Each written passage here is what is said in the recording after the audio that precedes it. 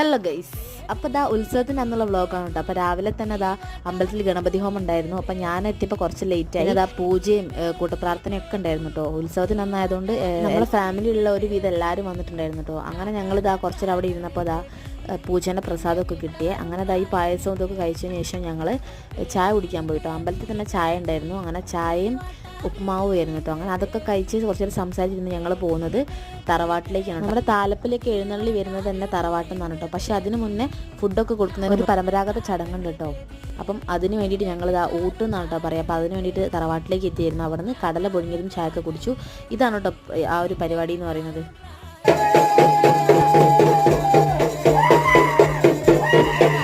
ഈ ഊട്ട് കഴിഞ്ഞാലാട്ടോ ഫുഡ് കൊടുക്കാനാവുന്നത്. അപ്പോൾ അത് കഴിഞ്ഞ് ഞങ്ങൾ പിന്നെ അമ്പലത്തിലേക്ക് തന്നെ വന്നു. അവിടെ നിന്നാണ് ഫുഡൊക്കെ കഴിച്ചത്. സത്യം പറഞ്ഞാൽ ഫുഡിൻ്റെ ഫുൾ വീഡിയോ എടുക്കാൻ മറന്നു കേട്ടോ. അപ്പോൾ അതുകൊണ്ട് വിഭവങ്ങളൊന്നും എൻ്റെ ചോറിലുണ്ടാവില്ല. അപ്പോൾ ബാക്കി വീഡിയോസൊക്കെ ലോങ് വീഡിയോ അപ്ലോഡ് ചെയ്യും. അപ്പോൾ എല്ലാവരും സപ്പോർട്ട് ചെയ്യാൻ. Tata bye bye, see U.